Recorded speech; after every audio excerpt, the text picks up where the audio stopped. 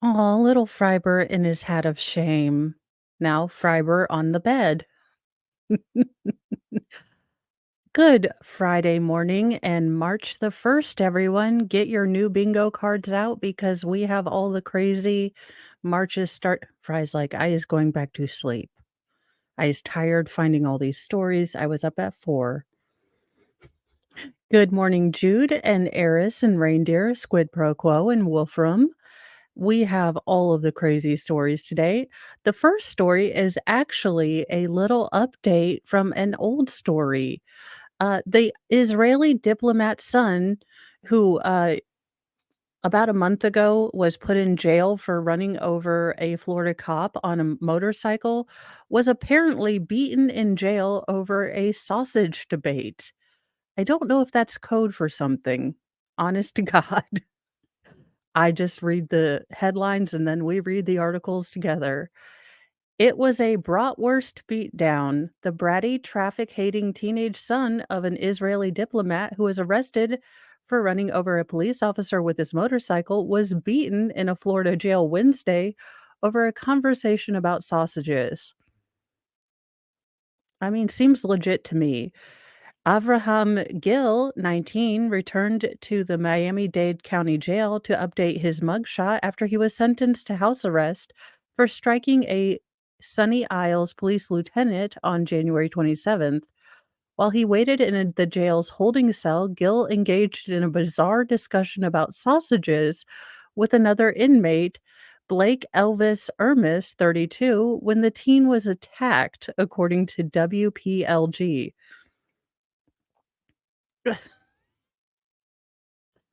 Vienna sausages are not real sausages. I contend that Slim Jims are sausages. What the hell was going on here? Yeah, I mean, I could understand fighting you 2 fighting over anime, possibly, but sausages? Explainerate this to me. Come down to the front of the classroom and explain this to me because I am confused. Quote, was having a conversation with the defendant, Ermis, about the ingredients of sausages. At some point, the defendant approached the victim and punched him multiple times. To be fair, this kid does have resting douche face. That does not give you the right to punch anyone in the face. Okay?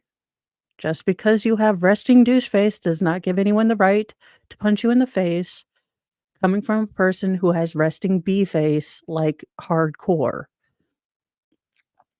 Ermis was in jail for a misdemeanor domestic battery charge. He's since been charged with felony battery by a detainee, according to jail records. Oh, the hair covered up many sins of your face, sir. But yes, you do have resting douche face, so. Gill's new mugshot features the teen staring emotionlessly at the camera, a vast different from his original, which captured the teen crying and his unkempt hair, his head lightly tilted. Prosecutors requested Gill to be placed on house arrest because his driving was a danger to the public. He still faces felony charges of aggravated assault on a law enforcement officer and resisting an officer with violence. Both are felonies. The teen has had multiple run ins with the law while driving around Miami on his motorcycle, the latest resulting in an incapacitating leg injury to the Sunny Isles lieutenant. Although hurt, the officer grabbed Gill off his bike and brought him to the ground.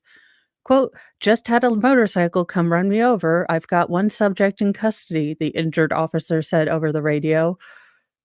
In audio obtained by Local 10, Gill later told the officers he was weaving through the vehicles because he, quote, hates waiting behind traffic. Douche. According to Miami News Times, citing the police report, during initial hearings, the motorcyclist's lawyers unsuccessfully argued that Gill's charges should be dropped because he had consular immunity from his father's job. If you guys like calves, here's some calf's prawn. But he is married. Also, good on you, cop, for yanking this douche canoe by the hoodie probably and getting him off of his bike because he's a menace. Gil's father, Eli Gil, is the consul for the administration at the Israeli consulate in Miami. Now, look, son, I'm not trying to be not trying to give you advice, but it is maybe not the best time to be an arrogant little douche canoe and to be flouting your, connections with the Israeli consulate around the wrong people. I'm just saying, you might could want to not be an entitled little brat. Thank you so much. Well, it stops me. Unless I am always considering brother, husband, applications, send your 401k and your credit and what chores you would take away from Mr. Mo. But I am crazy, and Mr. Mo puts up with a lot, so, know that from the get-go. I also expect presents. The teen was deemed ineligible to receive the immunities that diplomats and their families in the US are granted. The department is aware of the incident. We can confirm that. And the dependent of an Israeli consular officer, the concerned individual is not entitled to civil or criminal immunity, the U.S. State Department said in a statement obtained by NBC Miami. Gill's next scheduled court appearance is March the 12th. Possibly. Look, to be honest, just, communicating with one husband is hard enough. I don't know how I mean, Cody being a deeply look, going to sister wives for a minute, Cody being a deeply, deeply narcissistic douchebag, I don't know how he considered that he was going to meet the needs of 5 different women, but okay. I hope he loses all his hair and goes bald. It would be terrible for him, but I would laugh my ever-living boobs off. In other news, talking about cheating, Dolly Parton's Jolene is 50 years old. Here's why her most covered song has enduring global appeal. Well, because we all hate redheaded hussies, like myself. No, I'm just kidding. A Congolese singer, a Zimbabwean banjo player, and a Mozambican bassist walk into an East Nashville bar. What follows is not a punchline, but the trio's hypnotic opening salvo on, quote, My Kind of Country, end quote, the 2023 Apple TV series that brings rising stars to Music City from around the globe. These three, known collectively as the Congo Cowboys, have decided to lead with the first track they ever recorded together. Quote, Tonight we're going to play for you a song called Jolene by Dolly Parton, says vocalist Chris Bakalanga.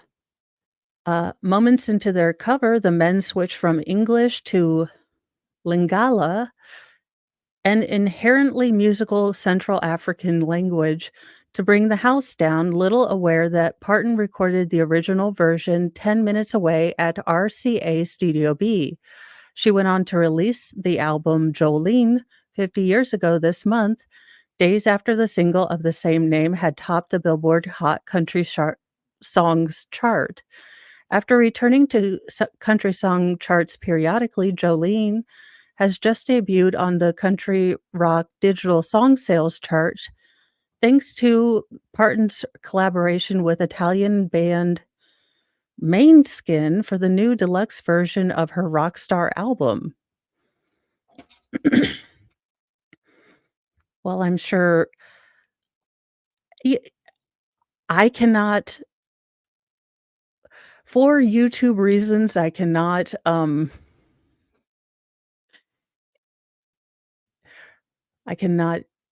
in I cannot mock or intimate, any of the clicks or things, but those are actually really hard to make because you have to kind of put them in the back of your throat.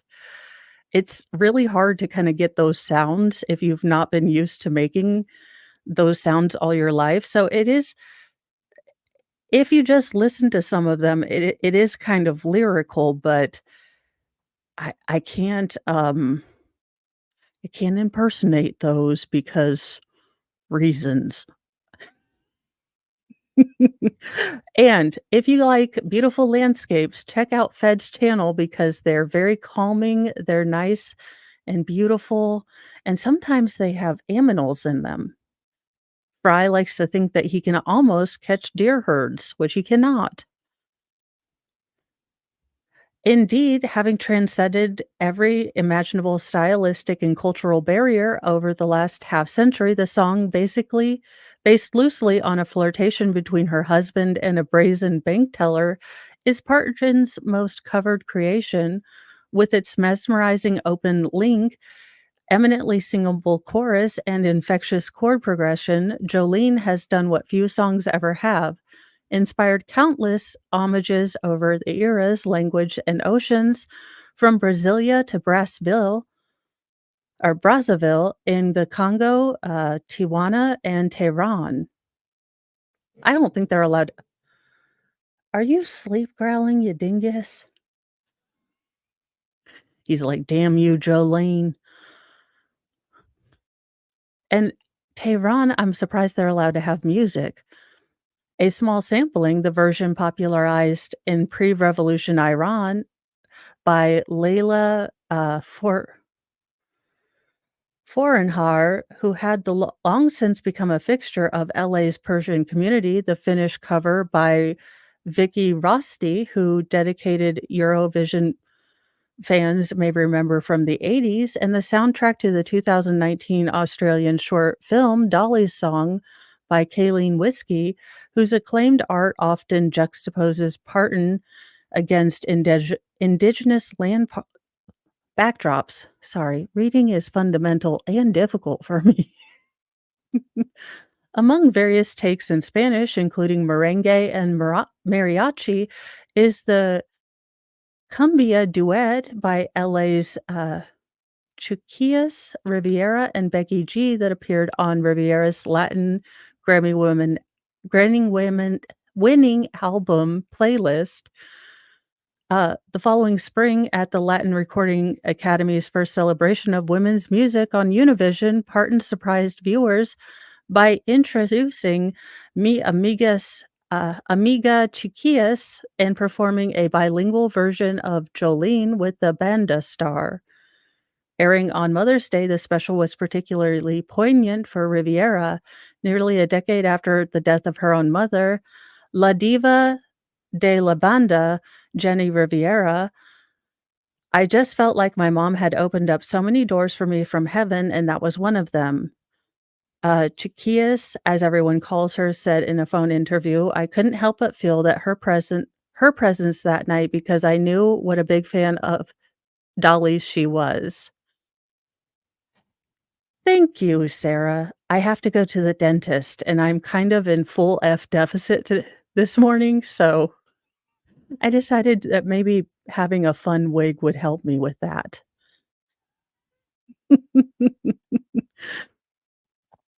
Fond memories of listening to Parton's music together led, Chiquillas, and I'm hoping I'm saying her name right, but it's very possible I am not, and I mean no disrespect, to create a cumbia version in the first place. One day I was driving and Jolene came on and it totally took me back, she said.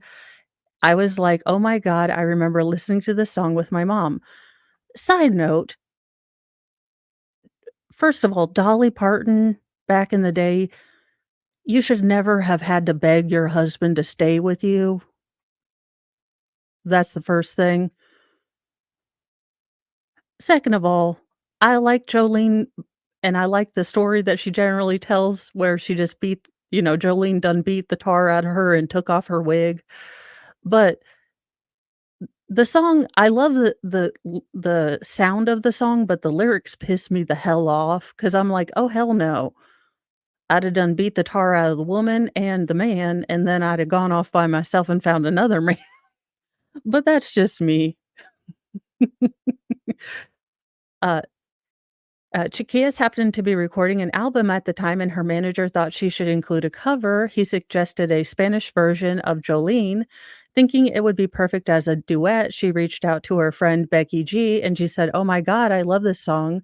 Soon a cumbia juggernaut was born, and so by the way, was an engagement. Chiquilla's fiance is a photographer who shot the collaboration. He's like, "If it weren't for Dolly Parton, you and I would never have met," recounted Chiquillas.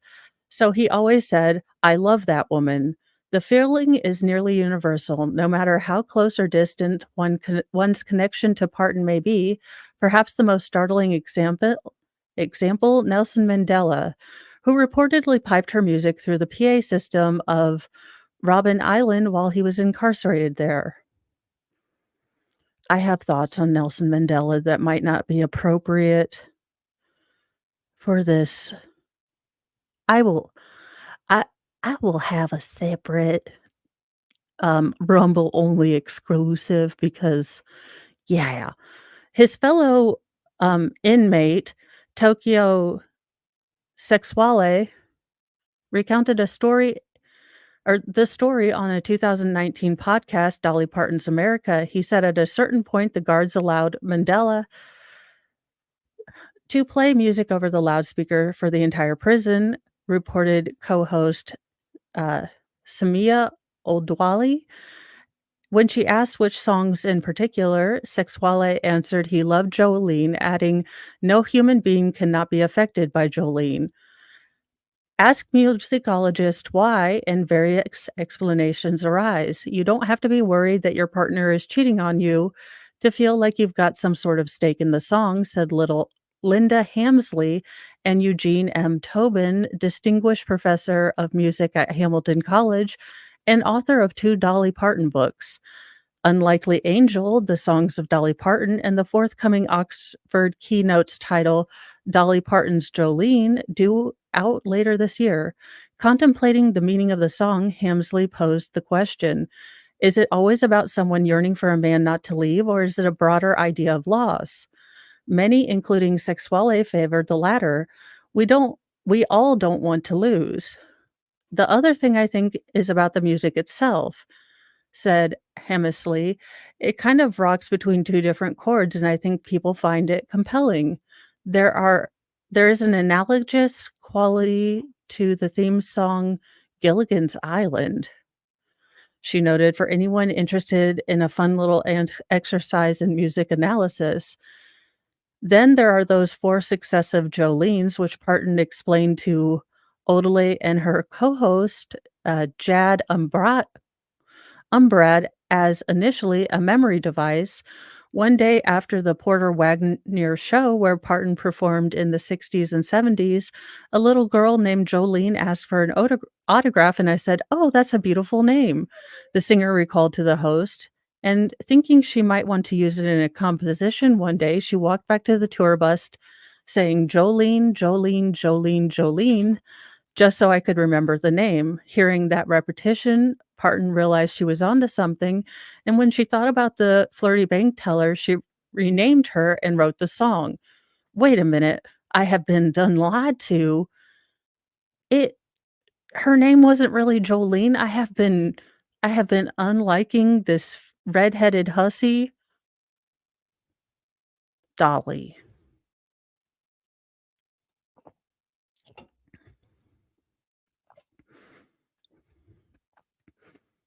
Another preeminent Dollyologist. How am I not a Dollyologist? I love this woman. Any woman that's like, "It takes a lot of money to look this cheap," is my kinda woman. Agrees that the exhilaration of singing along is part of the global appeal, no matter how plaintive the words. There's a disjunction between the pain of the lyrics when she's anticipating the heartbreak and the pleasure in singing the song, observed Helen Morales, the Argyropoulos professor of Hellenic Studies at UC Santa Barbara and author of Pilgrimage to Dollywood, a country music trip through Tennessee. And the focus is not on the husband, it's actually on Jolene and itemized how beautiful she is. So there's something sort of campy and fun about the song. Morales, too, grew up listening to Jolene in the context you might not expect as a child of a Greek, uh, Cypriot Dolly Parton fan who raised a family in England. Okay, well, so this is a lot about Jolene, but I am just ticked off that now I've been done hating a redheaded hussy named Jolene, and it wasn't even her name, but I still love Dolly Parton. Also, as always, add ologist to anything and it sounds scientific. It is a standard. I do wanna go there one time. Look, I'm not sa I'm this Dolly, I I don't play for the other team, but I'm just saying, if she if she was like, "Mo, I love you," I'd be hard pressed. And she's such a sweet person. She pays for, books for up to 5. Okay. Her real name is Becky. I don't doubt it.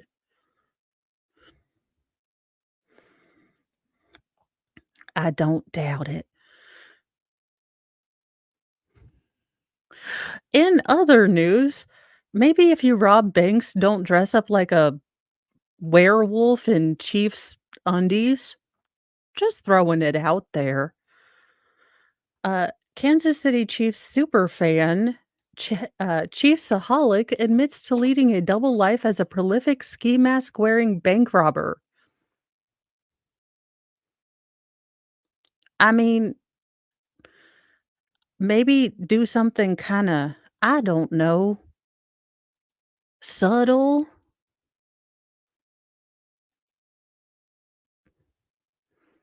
I'm still going with Becky. I'm going with Becky.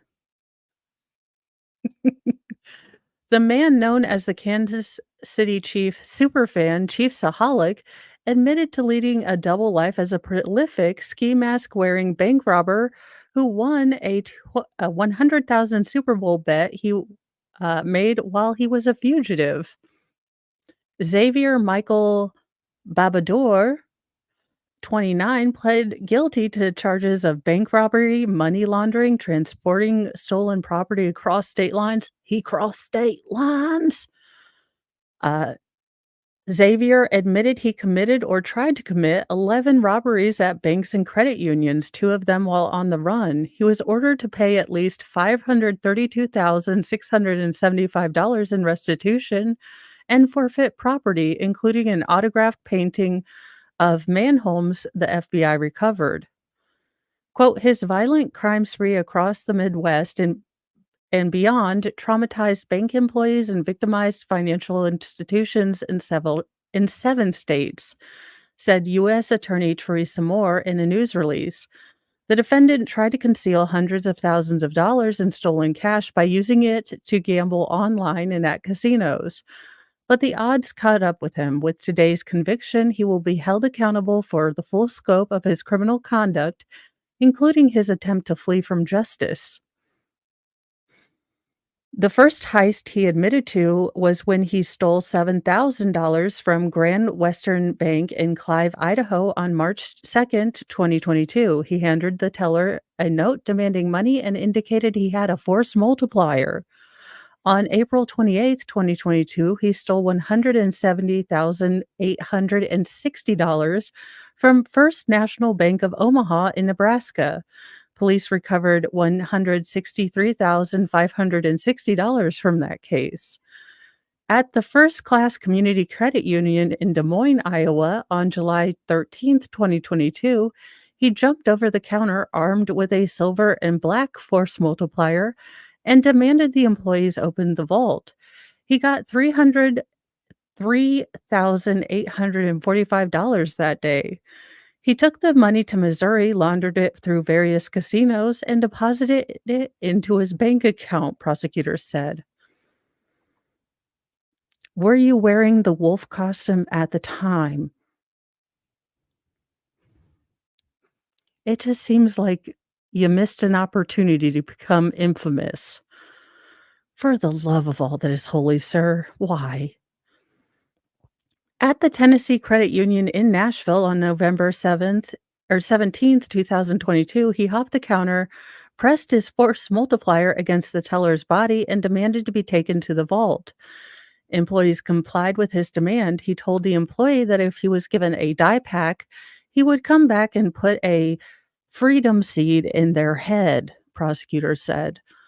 While fleeing, he left behind a hat that authorities recovered and found DNA that matched DNA from a glove that he left behind in an early robbery.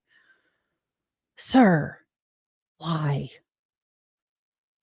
Oh, I am so sorry. Squid pro quo. My mom was a bank teller who got rubbed at force multiplier point when I was like 12. She's never been the same. It is it is awful that people just don't want to commit to working hard to do things. So I am sorry for your mom. That has to be terrifying. True.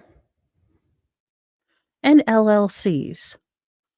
I'm not saying that I'm, making a for-profit charity called Mo's House, but my LLC would be Mo's House.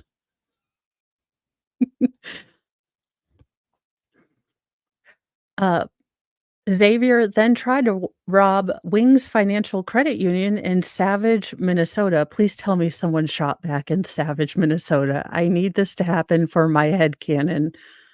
On November 29th, 2022, but decided not to as the vault only held small bills. The same day, he tried again at Royal Credit Union in Apple Valley, Minnesota, but they too carried small bills. But he made up for it the next day when he got 25,000 from First International Bank in Clive, Iowa. He went back to the place he first robbed in March, but his luck started to run out.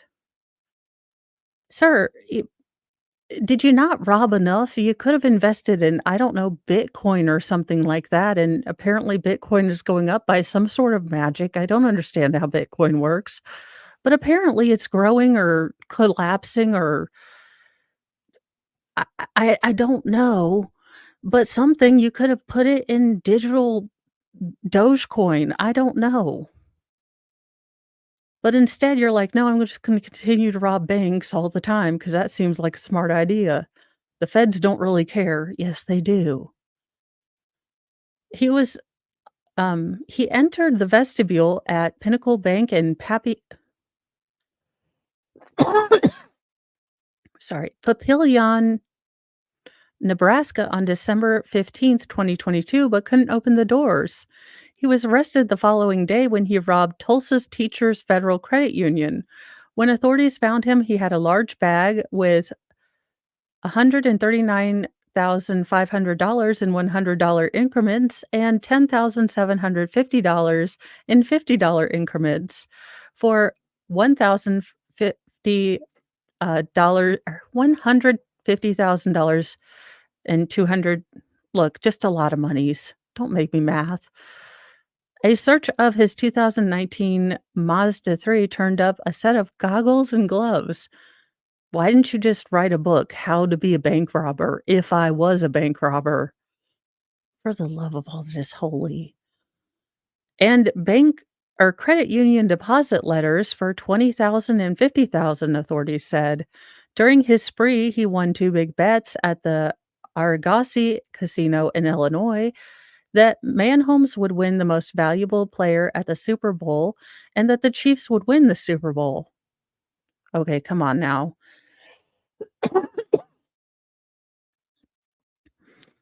After the Chiefs beat the Philadelphia Eagles 38-35 on February 13th, 2023, and Manholmes won MVP, the casino mailed Xavier a $100,000 check in March.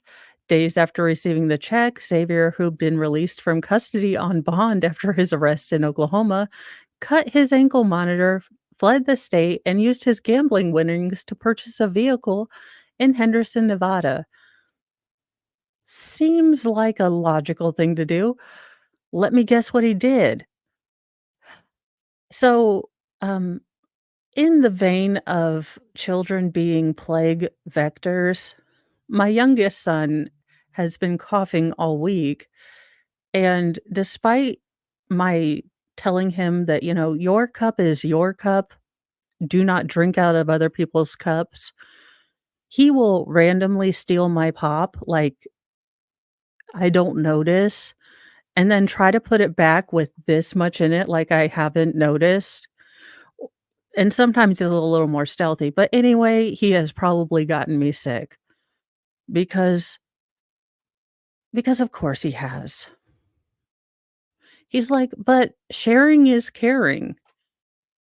That is his excuse when he would like you to share with him. Now when it is turned around on him and he has to share his stuff, he's like, "But it is mine." And I'm like, "You're gonna make a great cult leader."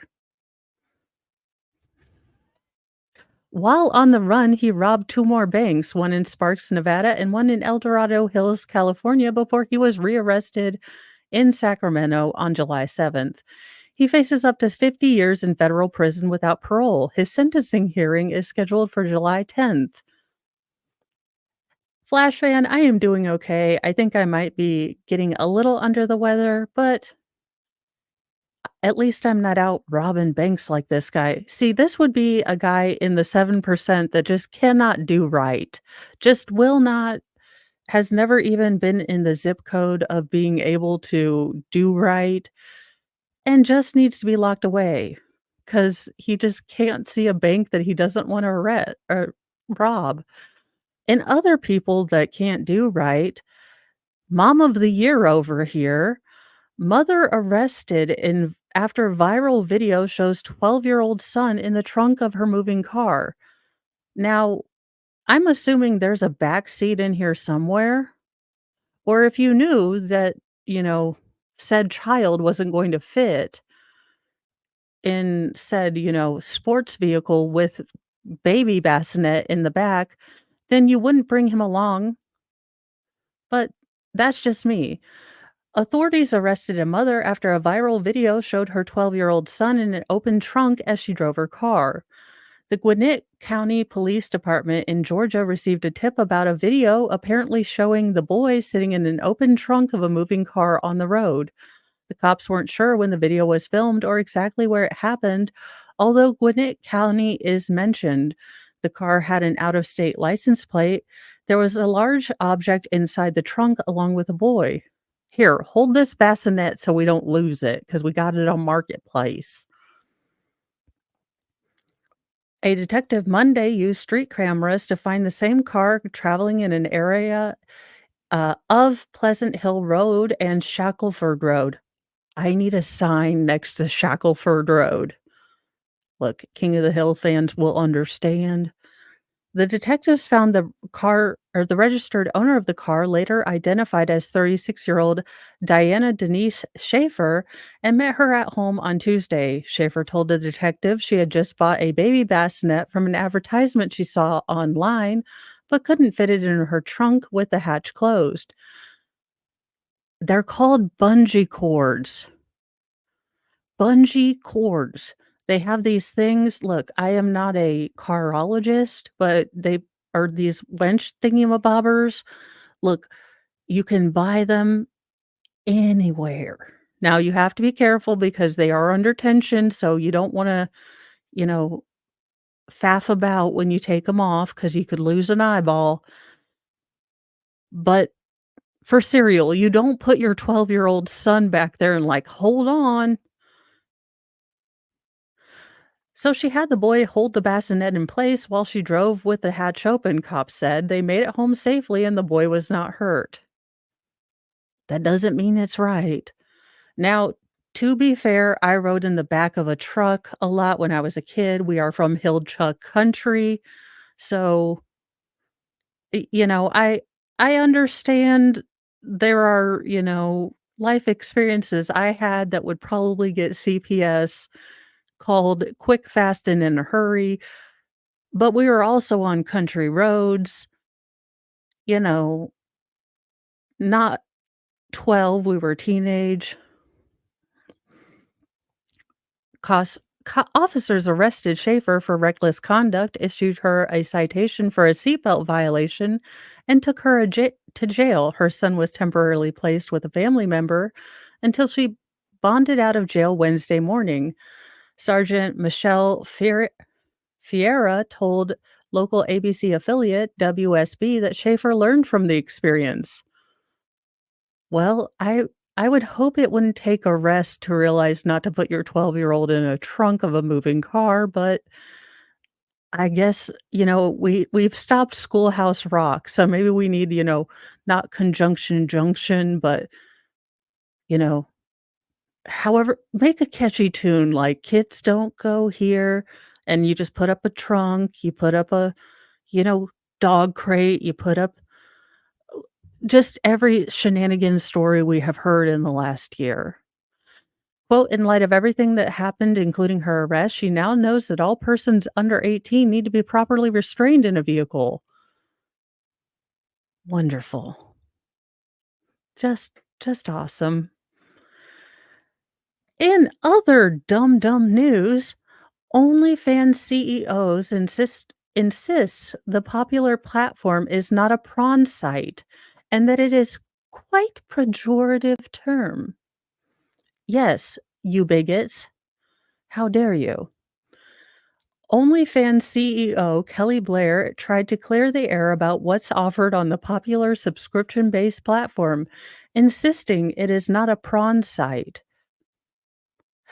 Blair, the UK-based site's former chief strategy and operations officer who took the reins in January 2022, dismissed the notion that the platform is exclusively for smexy content in an interview with Financial Times this week. No, we are a site that hosts adult content, but we also host a variety of other content. And a lot of people who create adult content also choose to create other content. So maybe yoga and naked yoga, she told the outlet. Seriously, naked yoga? Because people are like, "You know what? I really need to work on my downward dog, but I can only do it if I can see a chick naked doing it because I need to make sure my anatomical position is correct." Sure, sure, Jan. She said that adult content sites like OnlyFans should cater to other adult interests, not just smexy time, including comedy, sports, and music. We don't want to categorize people, so we don't. That's why we don't categorize our content either. Creators are able to create whatever content they choose to, as long as it's within our terms of service. Blair added. OnlyFans launched in 2016 as a subscription based social media platform that allowed sex workers and other creators to post content behind a paywall. Since founding, OnlyFans has dished out more than $8 billion to its creators. After exploding in popularity during the coup, OnlyFans sought to move away from explicit content to expand its appeal to more conservative audiences and avoid crackdowns from social media giants like Facebook and Instagram. Blair told Financial Times that she takes issue with the site being labeled as prawn, which she believes is quite a pejorative term.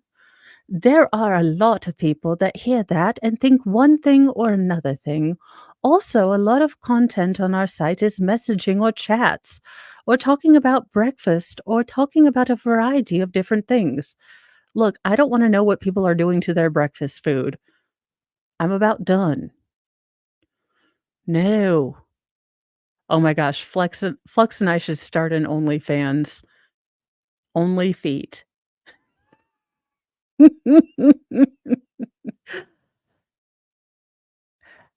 When we talk about this subject, it's really important to be unemotive as possible.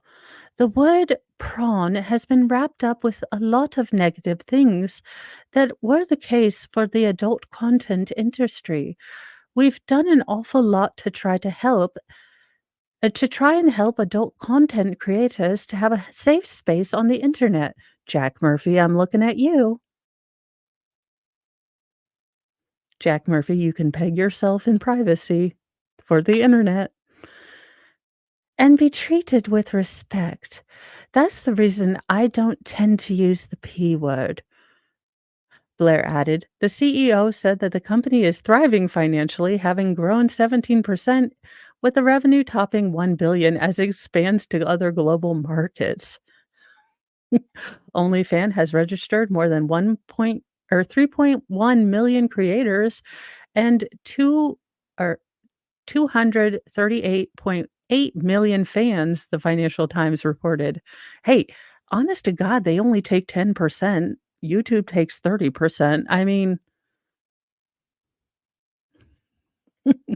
Blair has defended OnlyFans in the past, telling Bloomberg in 2022, our content creators provide content from anything from garden to lady gardens to, and for some reason, OnlyFans is an adult content site. Maybe because people are naked when they do it. Because the word naked yoga means I'm going to look at a guy or a gal's taint. Possibly. I mean, possibly. Don't poop on my leg and call it a mudslide. I stole that from Distant. The site faced immense backlash from creators in 2021 after it announced that it would ban sexually explicit content. OnlyFans walked back on the plans after creators claimed it would threaten their income. In early 2022, mainstream lenders such as Wells Fargo terminated bank accounts of several high profile individuals in the Smexy industry without so much as offering an explanation. Aw, poor OnlyFans. In other dating news, Tinder matched me with my dream date. Then he asked me to pay $360 for his electric bill. What the hell is, you know, Mr. Mo and I may fight. We may not get along all the time, but I am so glad not to be dating. And my heart goes out to, uh, oh God, you have to be shitting me. And I use that word. Cartman's mom is on OnlyFans. Ew. Uh, she pulled the plug on that one. A woman who felt an electric connection with a Tinder match was turned off when her potential Mr. Right randomly asked for nearly $400 to pay his electric bill. Kendra Roxbury, 29, said she'd been seeing a charming man named Josh for several months before he suggested the two of them go out to a nice dinner. After being assured that the budget didn't matter, the mom of two from Pittsburgh picked a pricey seafood restaurant with the assumption that the man's finances would be in order, she told Kennedy News Media. You know, Fannie Williams might have a point. You better have enough to cover your half of the meal if it's a Tinder date.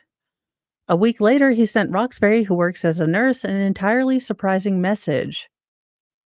Could he have $376 in order to get his lights turned back on? He wanted to know. I figured it wouldn't be an issue since I paid for your seafood boil. LOL, he said jokingly. Roxbury, who couldn't believe what she was reading, quickly replied, LOL, really? Not sure this is going to work out. Good luck. Disappointed dater then blocked Josh on her phone. Roxbury said she's thankful that the trash took itself out, though she admitted to being saddened by the experience. Before Josh's beggarly blindside, she had high expectations that and thought things were working out quite nice. He was handsome, smart, kind, and seemed very well put together. He had a similar sense of humor and we got along great. The chemistry was there. Uh, I felt like we were even. I wasn't using him for his money. He expected him to pay for everything. I enjoyed his company and would pay for things too. She said she did not consider herself a cold-hearted person and has no issue with people asking for her help. She just doesn't want to feel like it's expected of her. No, you have two kids. You can't help him. He has parents. He, for the love of.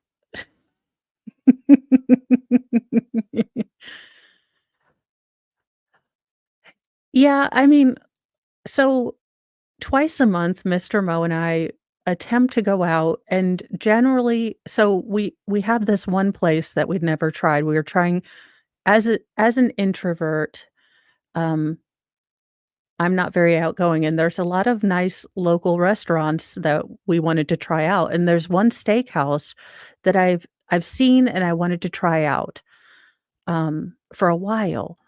And he was like, "Sure, we'll go there, the next time it comes for us to have a date night." And then, I wanted to look up the menu since I'd never been there, and I texted him, I was like, "Oh, this is like an anniversary date night. Their appetizers start at $40." And he said, "Well, that's still okay, we can go there, I have budgeted a little bit more." And I said, "No, this is definitely more of a fancy schmancy thing. I mean, it looks great, I'm not gonna lie, like, looks yummy, but I'm a cheap date, so we just went to the regular, steak place." But, yeah, I don't think this is real. I think that the New York Post was hard up for stories, but that's just me. In other news, what a damn thunder bull. What a damn he's useless as tits on a bull. Appeals court upholds conviction of a man who unalived his wife by sparking cereal with a fatal dose of heroin.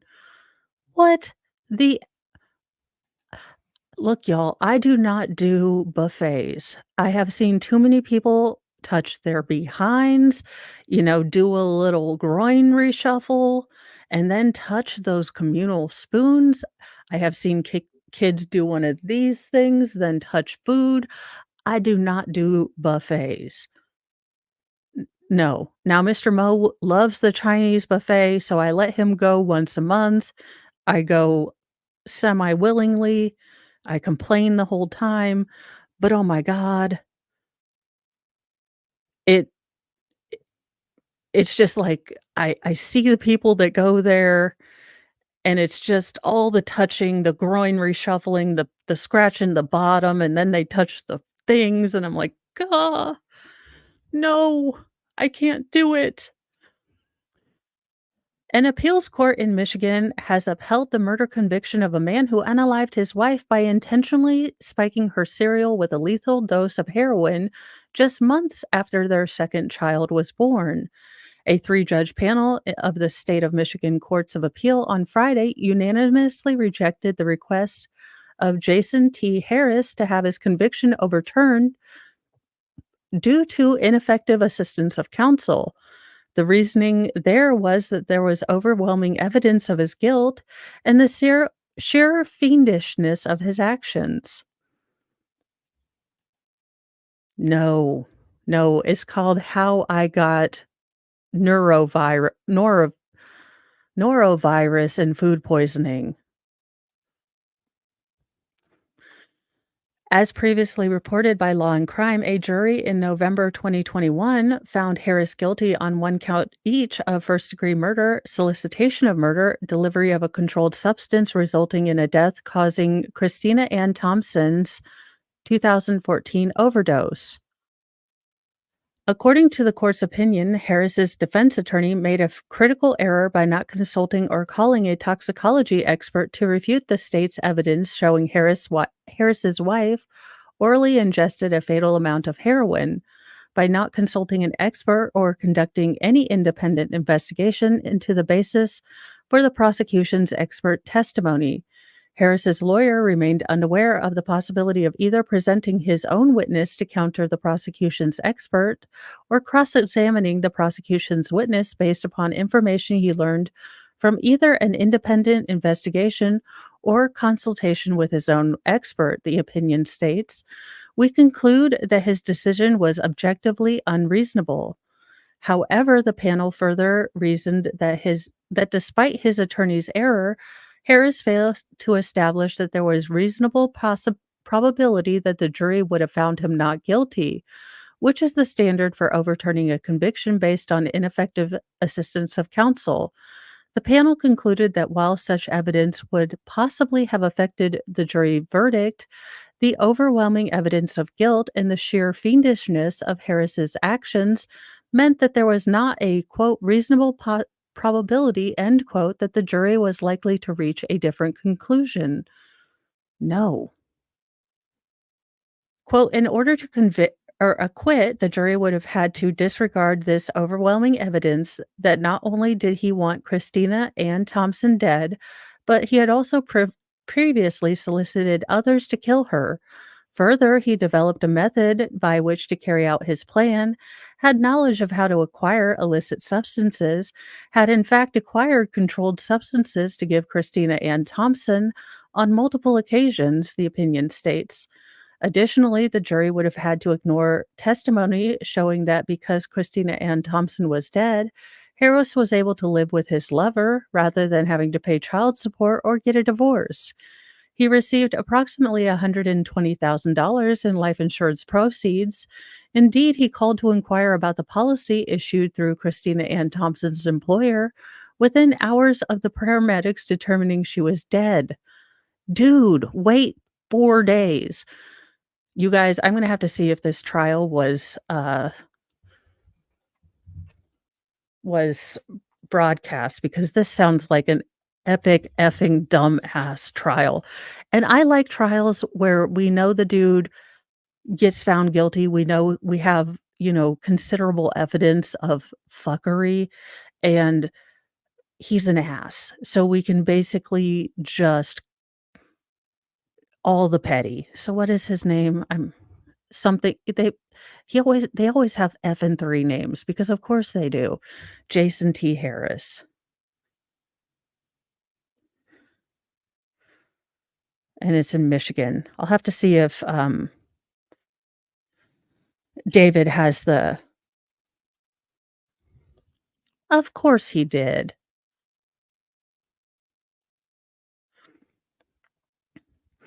Prosecutors applauded the panel's decision to uphold Harris's conviction as well as his sentence of life in prison without the possibility of parole.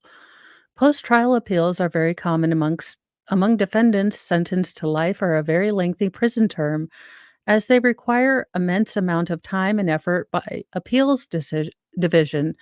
Genesee County Prosecutor David S. Layton said in a statement following the court's decision, "I'm proud of the work my team of prosecutors, victim advocates, and support staff put forth in this case, and very happy that we were once again able to stand up for Christina Ann Thompson, her children, her parents, her siblings, and all her friends and family to see justice through."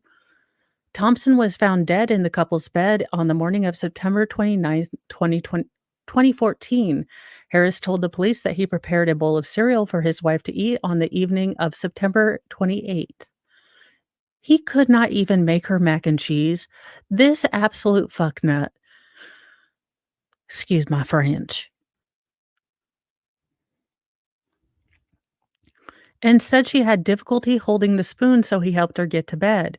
He said when he awoke the next morning, Ann Thompson remained sound asleep in her bed until he went to work, at which point he said she was not talking to him but was coughing and in a restless sleep. After she did not respond to his texts or calls, Harris said he asked a neighbor to check on Ann Thompson. The neighbor found Ann Thompson unresponsive and, quote, cold to the touch. The neighbor contacted a registered nurse who lived nearby. The nurse who went to the home checked on Ann Thompson and called 911. Authorities pronounced her dead on the scene. Genesee County Medical Examiner Brian Hunter initially ruled the death an accidental overdose, but members of Ann Thompson's family showed up at the Davison Police Department on October 2014 and told investigators it was impossible for Ann Thompson to have died from an overdose because she never used drugs. Uh, the detective in charge of the murder case testified in court that he opened a 2-year investigation which involved multiple interviews with coworkers, neighbors, and sounding samples of Ann Thompson's breast milk, which had been frozen to feed their infant child, to a laboratory for analysis.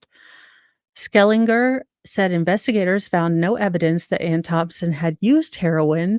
There were no traces of the drug found in any breast milk samples from the days prior to her death. Officials said it was the first time authorities had used breast milk as evidence in a criminal trial. Evidence was also presented that appeared to show Harris wanted to get Ann Thompson out of his life. You're such a jackass.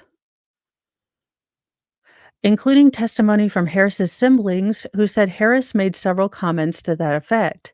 Harris's brother and sister in October 2014 sought out investigators looking into Ann Thompson's death and told them that Harris had talked about, quote, getting rid of, end quote, Ann Thompson and cheating on his wife before she died.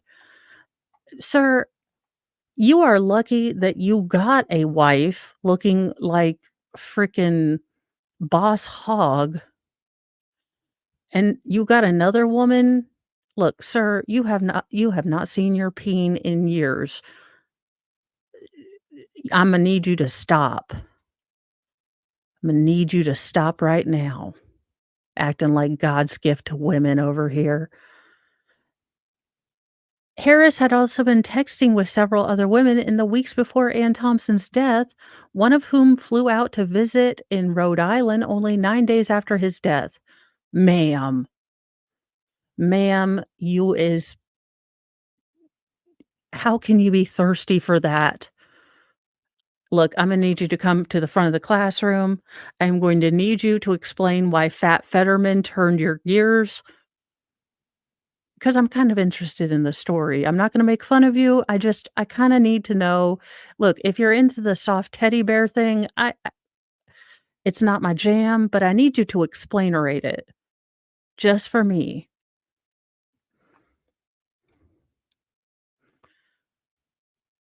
Less than 2 months after Ann Thompson was found dead, another woman had moved into the house with Harris. Harris also received $120,000 in life insurance payouts due to Ann Thompson's death. The couple began dating in 1998 and married in 2003. Their two children were born in November 2009 and May 2014. This absolute douche. Nope. This is going to be the first trial with a judge gives no Fs. Yep, I'm looking it up. We are going to find if they had local feed because I bet they did because who would not do the serial damn trial? This has to be they had to do this live. It was live, but this is definitely on my list because oh my god, I hate everyone. In other news and our last story, using a potato as a silencer. Sir, you have Jim Brewer high eyes, so I hope that made sense when you had a gummy because it's kinda dumb. Middle school principal admits to hiring a hitman to unalive a teacher who was pregnant with his child. What is it with men not wanting to pay child support? Sir, you done the time in the hokey pokey. You're gonna have to do the time paying the child support. I understand it sucks, 30 minutes of fun means 18 years of responsibility, but it's life and you deal with it and you move on and you got a wonderful child that you get to see grow up if you can not act a fool. A former middle school principal in Missouri will likely spend the rest of his life in federal correctional facility after admitting to having a pregnant teacher on his staff and her unborn child unalived, even paying the hitman to do the deed with stolen funds from the school where he and the victim worked. Wow, and embezzling from the school to pay the hitman? Wow, you are the trifecta of dumb dumb. Cornelius M. Green, the one-time principal of Lane Visual and Performing Arts Middle School, pled guilty on Wednesday to one count of murder for hire, one count of conspiracy to commit murder for hire in the 2016 slaying of 30-year-old Jocelyn Peters, who was 7 months pregnant at the time, court records show. In the plea agreement, prosecutors recommended that Green be sentenced to life in prison. His co-defendant in the case, longtime friend Philip Cutler, is accused of gunning down the expectant teacher for $25,000. No, not 25, 2,500. Sir, the unfortunate genetics of both males in this. He has pled not guilty to the same two charges and is currently scheduled to begin trial next month. It's a bold strategy, Cotton. Let's see how this will work out for him on ESPN, The Ocho. Prosecutors have said that Green was in Green in 2015 was married to another woman when he became involved in an ongoing romantic relationship with Peters, who eventually became pregnant with Green's child. Green and Cutler said they had begun planning Peters' murder sometime in early 2016. You un you both should be uneffable. Just no. I sentence you both to Snake Island. According to the criminal indictment, Green on February 29th, 2016, sent Cutler a message asking him to come from Oklahoma to Missouri. He crossed state lines. Thank you so much. Cutler responded, "Okay, that will work. You gonna be sending the package?" Or PACGE. Apparently, spelling is also something that is not fundamental to them. Green on March 7th, 2016, sent a UPS package containing $2,500 in cash to Cutler. Records further state that Green used the address of the middle school as a return address for the package containing the cash, which Green had taken from the school. It was a further part of the conspiracy that on or about March 6, 2016, in Oklahoma, Cutler received the package sent by Green, accepting the cash in exchange for the unaliving of Peters and her unborn child, the indictment states. Cutler on March 21st came to St. Louis and began staying at the residence where Green lived with his sister, authorities said. The following day, Green took an Amtrak to Chicago and left Cutler with his cars and the keys to Peter's apartment. Prosecutors said Green only traveled to Chicago to establish an alibi for for the murder of Peters and their unborn child. 2 days later, on March 24th, Cutler drove Green's car to Peters' apartment. Okay, how are you gonna have an alibi when your car was there, you absolute dumbass? I mean, make it make it believable. Don't be I mean, no, explain this to me. If he uses your car, parks in front of there, oh my god, and uses the keys that you have, how is him being in Chicago gonna make any effing difference? But okay, I'm sure he had his cell phone on and he was probably texting the MFer too, because 'cause y'all are just criminal geniuses. So he parked his car in front of her house, used the keys provided by Green to unlawfully enter her home, found her in bed, and shot her with the force multiplier in the head, using a potato as a silencer, prosecutors said. Green then purchased an Amtrak ticket back to St. Louis so there would be verification that he was in Chicago at the time of the unaliving. Green is currently scheduled to appear before U.S. District Court Judge Ronnie L. White of the Eastern District of Missouri on the morning of June 5th for his sentencing hearing. The amount of dumb that is exhibited in this entire case is mind boggling.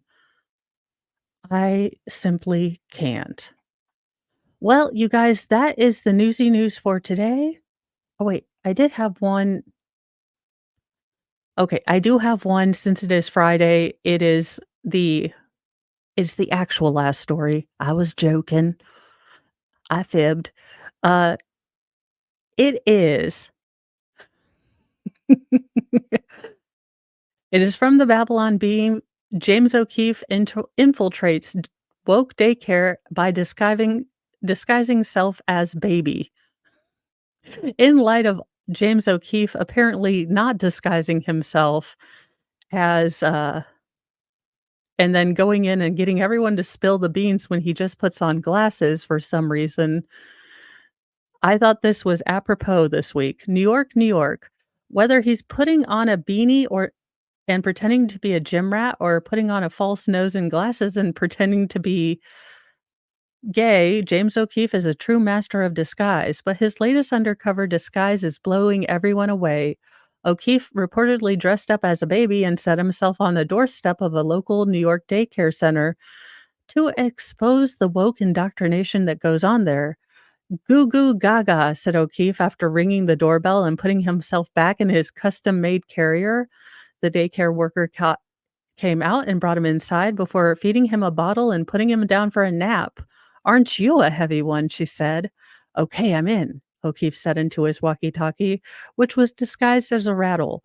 "Time to put our plan in action. As soon as they come in to change my diaper and bring us all out for playtime, we'll see what kind of woke nonsense is going on around here." He activated his Binky camera and got ready to film his latest massive expose. Daycare workers were completely unaware that O'Keefe was actually a 39-year-old man, thanks to his incredible character work pretending to play with blocks, crawling around on the ground, and putting random objects in his mouth, and crying intermittently for no reason at all. Finally, the moment of truth came at story time. A daycare worker pulled out a copy of Heather Has Two Mommies to read to the babies, and O'Keefe knew he had gotten the footage he needed. He slipped away from the group, unscrewed a ventilation grate with a toy screwdriver, and made his escape. At publishing time, O'Keefe confirmed that in his next video, he'll dress up as a Chick-fil-A cow to see if there's any funny business going on at the popular chicken sandwich restaurant.